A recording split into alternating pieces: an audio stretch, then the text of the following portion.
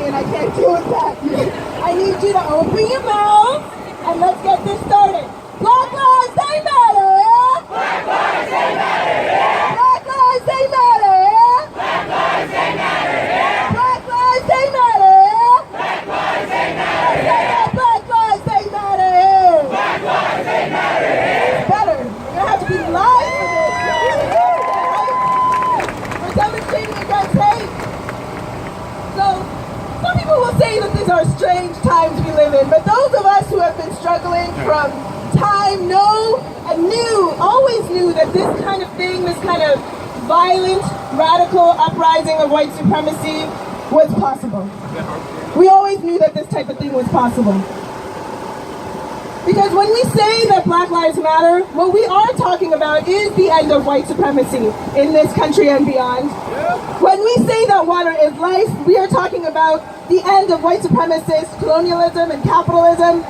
When we say justice for immigrants and freedom for refugees, we're talking about the end of white supremacist borders. This white supremacy has been here from before the uprising of the radical right. And that uprising is nurtured by the white supremacists that has always been here. So let's not get that twisted. We need to acknowledge that because we need to know where we need to start.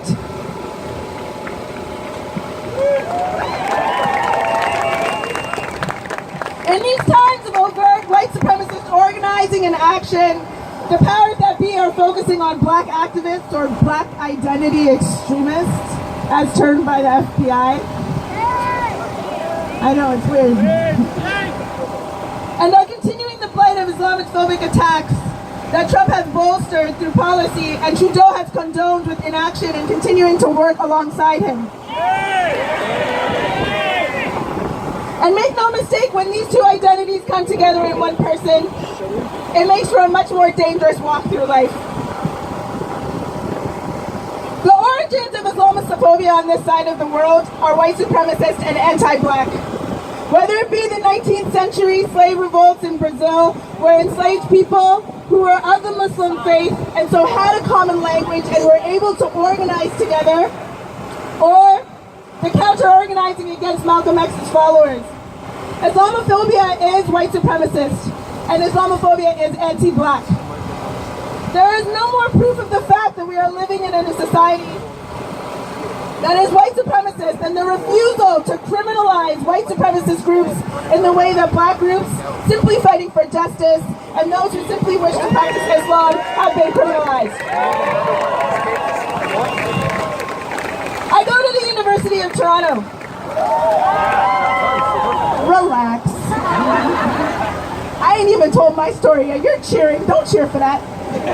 I go to the University of Toronto.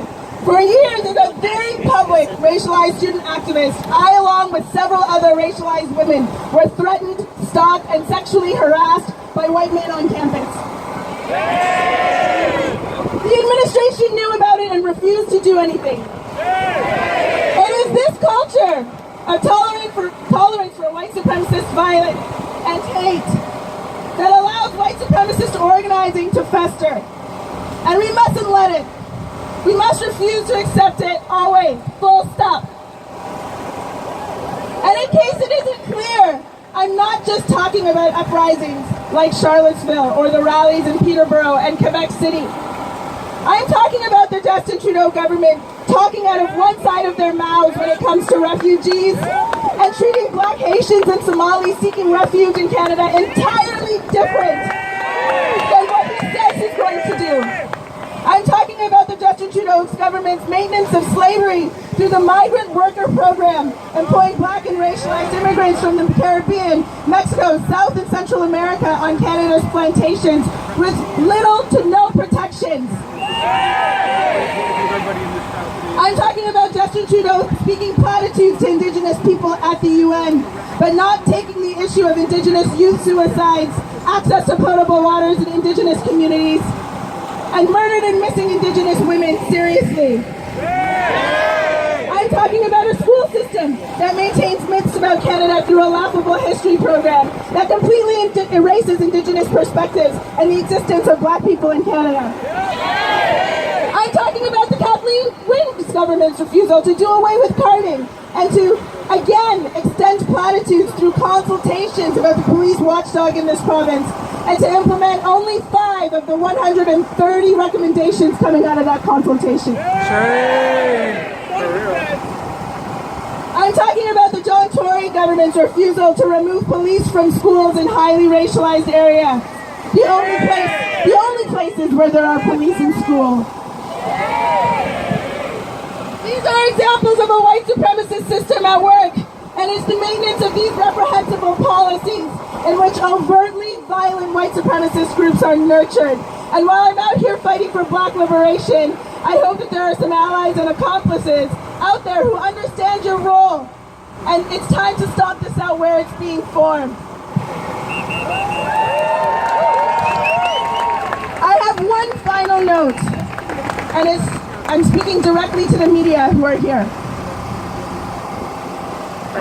You folks have a particular role and responsibility when this stuff is going on.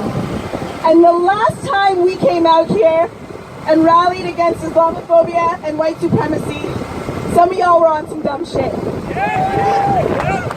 Even though 6 people were murdered by a white supremacist in Quebec City, and even though 19 people were injured, and even though for the first time in Canadian history, people organized across the country against Islamophobia and white supremacy, the largest uprising of its kind, some of y'all decided to engage in white supremacy and Islamophobia. Let me tell you something about being a black woman doing this work. It's dangerous, it's hard, and nobody's coming to try to protect you. So when a couple of known white supremacist personalities from what most of the world wouldn't even call news media send to the mass media decontextualized clips of a black Muslim woman on Twitter or here talking and telling her story and incessantly beg you to attack her and to capitulate at the expense of telling the story about what this moment truly is about, you're doing exactly the bidding of white supremacy. And you embarrass yourselves. And Blog, TO, and Vice, I am specifically talking about you. Don't embarrass yourselves this year. Have a little integrity and understand that you too are part of this mess of a problem and can have a huge impact on how white supremacist movements are created. I'm not asking you to be biased, although we all have biases. I'm asking you to tell the damn truth. And the truth is that white supremacy is ugly. And if white supremacists are asking you to do some dumb shit, maybe question why they're asking you to do that before you do it.